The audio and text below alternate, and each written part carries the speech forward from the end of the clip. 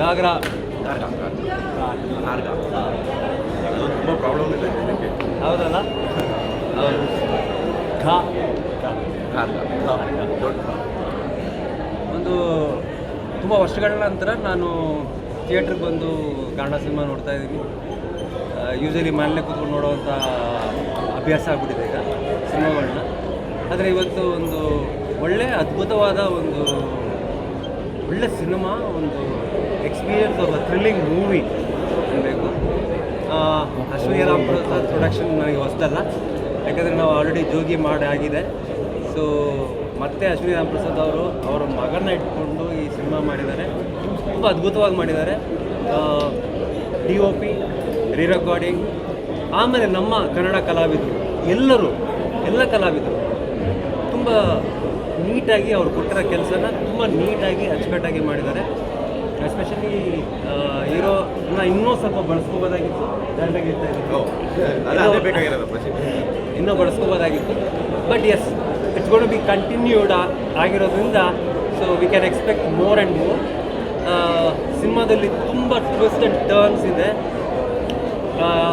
ಮರೀದೆ ಹೇಳಬೇಕಾಗಿರೋ ವಿಷಯ ಏನಂದರೆ, ನನ್ನ ಸ್ನೇಹಿತ ಅರುಣ, ಮಿತ್ರ ಅವಿನಾಶ್ ತುಂಬ ಚೆನ್ನಾಗಿ ಅಭಿನಯ ಮಾಡಿದ್ದಾರೆ.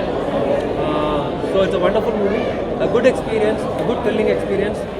ಎಲ್ಲರೂ ಈ ಸಿನಿಮಾನ ಒಂದ್ಸಲ ನೋಡಿ ಒಂದು ಎಕ್ಸ್ಪೀರಿಯನ್ಸ್ ಮಾಡಬೇಕು. Especially the rerecording and the DOP and the direction, screenplay, really good, extraordinary. Thank you, ನಮಸ್ಕಾರ. ಆ ಥರ ಅಂದರೆ ಒಂದು extraordinary science fiction, mystery, sound effects ಇದೆಯಲ್ಲ, that's new to Kannada industry. DTS is new to Kannada industry. Many congratulations to Shashi. Amazing. ಅವರು ಓದ್ಕೊಂಡಿರೋದಕ್ಕೂ ಅವ್ರ film ಇಂಡಸ್ಟ್ರಿಯಲ್ಲಿ ಮಾಡಿರೋ ಕೆಲಸಕ್ಕೂ ಎಲ್ಲವೂ ಪರದೆ ಮೇಲೆ ಕಾಣ್ತಾ ಇದೆ. ಅದು ಶಶಿಯ ಒಂದು direction skills. And Ashwini Ram Prasad production ಗೊತ್ತಿದೆ ನಿಮಗೆ ಹೇಗಿದೆ ಅಂತ. It's all grandeur and larger. So wish Garga team very all the best. 2026ಗೆ ಒಂದು ಬ್ಲಾಕ್ ಬಸ್ಟರ್ ಮೂವಿಯನ್ನು ಕೊಟ್ಟಿದ್ದಾರೆ. Many congratulation Shashi. ಎರಡು ಬೇರೆ ಶಶಿ ಇಸ್ ತುಂಬ ಚೆನ್ನಾಗಿದೆ movie. Different concept, how a treasure hunt is been done, that's the whole story. You should actually watch the movie. ತುಂಬ ಚೆನ್ನಾಗಿದೆ. Thank you very much. ನಿನ್ನ ಕೈನೇ ಸಿನಿಮಾ ತುಂಬ ಚೆನ್ನಾಗಿದೆ. ಆ್ಯಕ್ಚುಲಿ ನಾವು ಟ್ರೇಲರ್ ನೋಡಬೇಕಾದ್ರೆ ಒಂಥರ ಫೀಲ್ ಇತ್ತು, ಬಟ್ ಇದು ಹಾರರ್ ಎಫೆಕ್ಟ್ ಇದೆ, ಸಮಥಿಂಗ್ ಲೈಕ್ ಮಿಸ್ಟ್ರಿ, ಥ್ರಿಲ್ಲರ್, ತುಂಬ ಎಲಿಮೆಂಟ್ಸ್ಗಳಿದೆ ಸಿನಿಮಾದಲ್ಲಿ. ತುಂಬ ಖುಷಿ ಆಯಿತು ಸಿನಿಮಾ ನೋಡಿ. Extremely happy. ಕನ್ನಡದಲ್ಲಿ ಈ ಥರ ಒಂದಷ್ಟು ಸಿನಿಮಾಗಳು ಬರ್ತಾ ಇದ್ದಾವೆ ಅಂಥೇಳಿ.